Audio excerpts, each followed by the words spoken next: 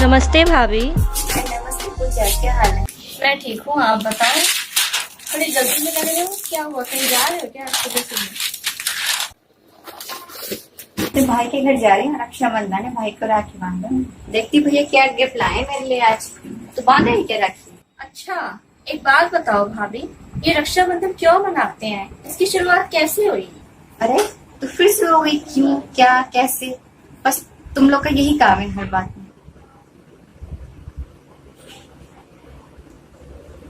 अरे क्या हो गया इसका सुबह सुबह? क्या हो गया सुबह सुबह? ऐसा बोला कि अरे पूजा तू कब आई? नमस्ते भैया। बस क्या हाल है? बस बढ़िया। बैठो। बस परमात्मा की दया से सब ठीक है, आप बताओ। बस सब मौज है। और आज राखी बात नहीं आई हो क्या मुझे? नहीं भैया। क्यों, सगा भाई नहीं हूँ तो क्या हुआ? भैया तो कहती है मुझे राखी तो बांध सकती हो रक्षाबंधन के दिन। अरे कैसी राखी, पहले इसके सवालों के जवाब तो दो। हाँ भैया, आप ही बता दो, भाभी ने तो बताया नहीं कि रक्षाबंधन क्यों मनाते हैं। आप बताओ उसे कि रक्षाबंधन कब से शुरू हुआ, क्यों मनाते हैं, वगैरह वगैरह। अच्छा। चल ठीक है पूजा, अब तो सुबह सुबह स्टार्ट मत हो जाइए, प्रिया वैसे ही लेट हो रही है। भैया भाभी, काश आप मेरी बात तो सुनो, मैं भी सच बताती हूँ। मैं तो रही लेट, आप दोनों भाई बहन करो बातें, ठीक है? मैं मैं रुक जाऊँ निकलती हूँ, भाभी, आज बाय तो मेरी बाय। बात सुनते जाओ।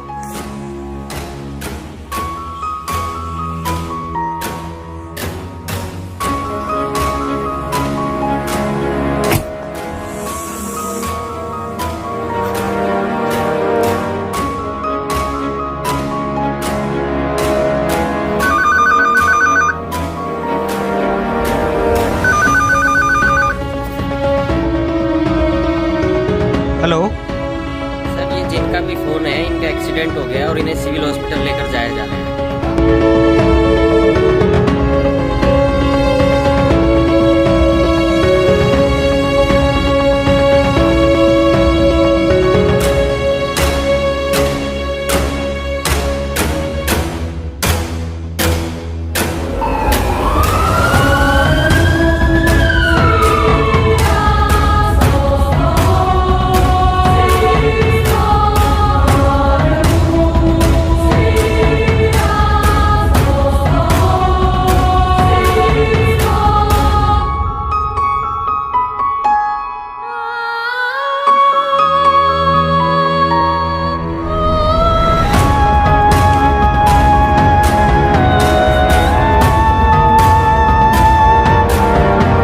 भैया, डॉक्टर्स क्या कह रहे हैं? डॉक्टर सीरियस बता रहे हैं। भैया एक बात कहूँ, अगर आप सुबह मेरी पूरी बात सुन लेते तो आज भाभी की ये हालत ना होती। कौन सी बात?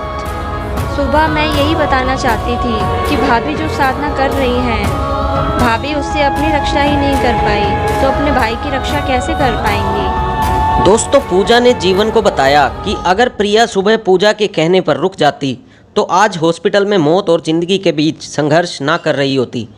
पूजा ने बताया कि रक्षाबंधन का त्यौहार किसी भी शास्त्र में वर्णित नहीं है, जिसके कारण यह शास्त्र विरुद्ध साधना है, जिसके कारण इसका कोई भी लाभ नहीं है, बल्कि इस साधना से परमात्मा भी नाराज होते हैं।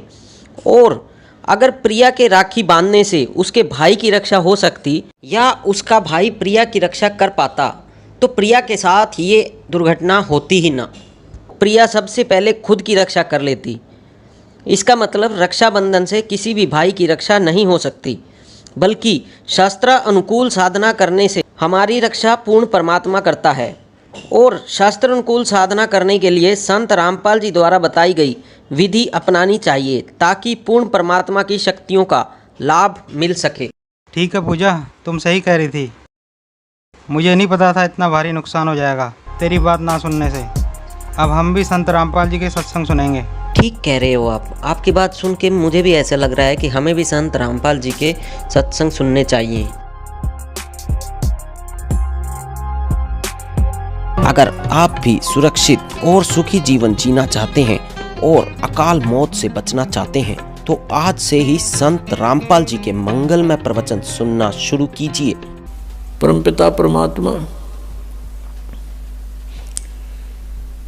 हमें ये समझाने की चेष्टा करते हैं कि काल भगवान ने सारी उल्टी रीति हमारे चिपका रखी है। हम इस काल के जाल में इतने फंस गए हैं। फिर हमारा एक समाज बन गया है, उस समाज के अनुकूल हमें सभी सुविधाएं नहीं मिलती हैं, तो हमें फिर बहुत परेशानियां होती हैं बिना ज्ञान के। हम दुखी बिना ज्ञान के हैं यहाँ पर। जब हमें ज्ञान हो जाएगा फिर ये बातें हमें दुखी नहीं करेंगी। फिर उसके अतिरिक्त जैसे चलो ये भी सब्र किया, भाई कन्या कन्या होगी, पुत्र नहीं हुआ, आगे फिर उन बहनों को, उन कन्याओं को कितना कष्ट है। फिर एक हमने और बना रखा है रक्षाबंधन। उस रक्षाबंधन के दिन फिर रोए वह बहन जिसका भाई को ना, बताओ वो रक्षा कर देगा अपनी बहन की? वो भाई जो रक्षाबंधन जिसका बांधन जावे है कि मेरी रक्षा करिए भाई तू। एक बहन बता रही थी कि रक्षाबंधन के दिन, नाम लेने से पहले की बात है, नाम लेने के बाद हम नहीं करते ये, क्योंकि हमें पता लग जाता है